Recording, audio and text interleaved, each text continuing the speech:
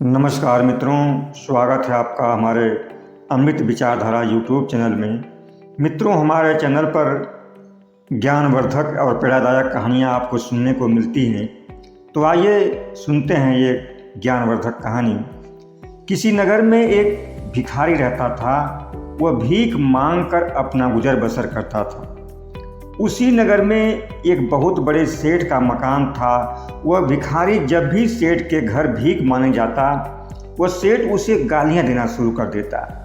वो कहता कि तू जिंदा ही क्यों है, पूरी जिंदगी ऐसे ही भीख मांगेगा क्या, धरती का बोझ बना बैठा है। और कभी कभी तो वह सेठ उस भिखारी को गुस्से में धक्के भी मार दिया करता था।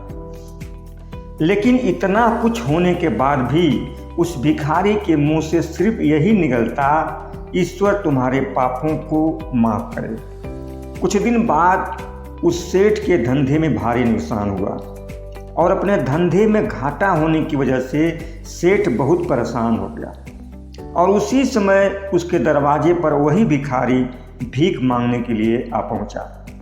अब उस सेठ ने गुस्से में अपना आपा खोते हुए उस भिखारी के सिर पर एक पत्थर दे मारा। पत्थर के चोट से उसका सिर फट गया। लेकिन पत्थर की मार खाकर दर्द से कराहते हुए उस भिखारी ने सिर्फ इतना ही कहा, ईश्वर तुम्हारे पापों को माफ करे। इतना कहकर वह भिखारी वहाँ से चला गया। लेकिन वह सेठ सोच में पड़ गया। वह सोचने लगा कि मैंने गुस्से में उस भिखारी को पत्थर मारा, लेकिन फिर भी उसने सिर्फ प्रार्थना की। उसने सिर्फ मेरे लिए प्रार्थना की। इतना धैर्यवान और विशाल हृदय वाला व्यक्ति तो मैंने आज तक नहीं देखा। जरूर उस भिखारी में कुछ बात तो है। और कुछ देर बाद जब सेठ जी का गुस्सा शांत हुआ तो सेठ ने भिखारी के बारे में जानने के लिए उसका पीछा करना शुरू किया। भिखारी जहाँ जहाँ जाता वह सेठ भी उसके पीछे पीछे जाते। सेठ जी ने देखा कि कोई उसको खाना देता तो कोई उसे मार कर भगा देता, कोई उसे अपमानित करता तो कोई उसे गालियाँ भी देता। लोग भिखारी के साथ चाहे जैसा व्यवहार करते, लेकिन वह भिखारी सबके लिए एक ही प्रार्थना करता, ईश्वर तुम्हारे पापों को माफ करे। जब शाम होने को आई तो वह भिखारी अपने घर की ओर जाने लगा, लेकिन सेठ जी अब भी उसका पीछा कर रहे थे।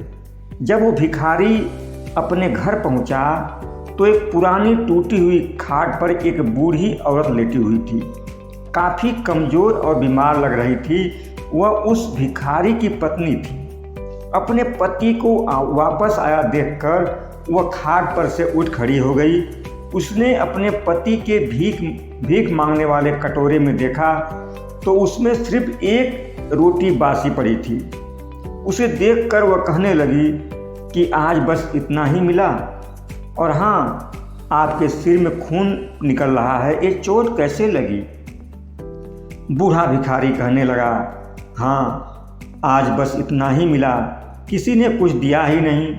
आज तो लोगों ने जी भर के गालियाँ दी और एक ने तो मेरे सिर में पत्थर भी दे मारा और इसीलिए मेरा सिर फट गया है। एक गहरी ठंडी सांस लेकर वह बूढ़ा भिखारी फिर बोला, यह मेरे ही पापों का फल है। तुम्हें याद है कुछ सालों पहले हम कितने अमीर थे?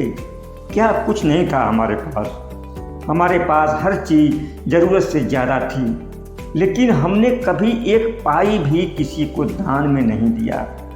और उससे भी बुरा हमने उस अंधे भिखारी के साथ किया जो हमारे दरवाजे पर हमेशा भीख मांगने आया करता था।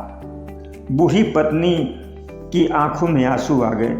वह कहने लगी, हाँ, हम उस बेचारे अंधे भिखारी के साथ बहुत बुरा बर्ताव करते थे, उसका अपमान करते थे, उसका मजाक उड़ाया करते और कभी कभी तो उसे मार भी दिया करते थे। हमने कभी उस अंधे भिखारी को रास्ता नहीं दिखाया, बल्कि एक बार तो मैंने उसके मुंह पर मिट्टी भी फेंक दी थी। और वह भिखारी हमेशा दुखी होकर यही कहता कि भगवान तुम्हें तुम्हारे किए की सज़ा ज़रूर देगा। और उसका श्राप सच हो गया और हम दुख भरी जिंदगी में आ गए। भिखारी कहने लगा, हाँ, उस अंधे भिखारी का श्राप सच हुआ, इसीलिए मैं किसी को बद्दुआ नहीं देता।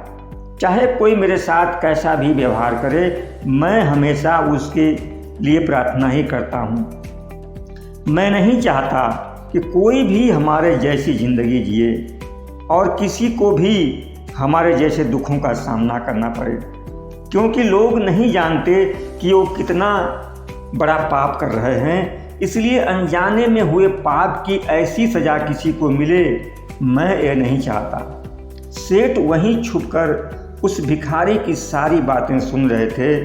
अब उन्हें सब कुछ समझ में आ गया था। उस भिखारी के धैर्य और विशाल हृदय का राज अब वो जान चुके थे। अगले दिन जब वह भिखारी फिर उस सेठ के घर भीख मांगने के लिए गया, तो सेठ जी उसे गरम गरम ताज़ी रोटियां देते हुए बड़ी विनम्रता से बोले, बाबा मुझे माफ़ कर दीजिए, मुझसे बहुत बड़ी गलती हो गई। उस बूढ़े भिखारी ने सिर्फ इतना ही कहा, ईश्वर तुम्हारा भला करे, और आगे निकल गया।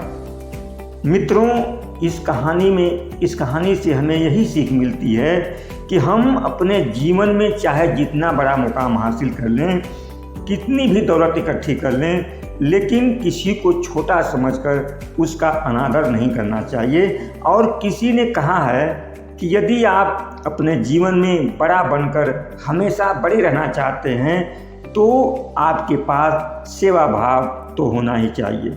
मुझे उम्मीद है इस कहानी से आपको ज़रूर प्रेरणा मिली होगी। धन्यवाद।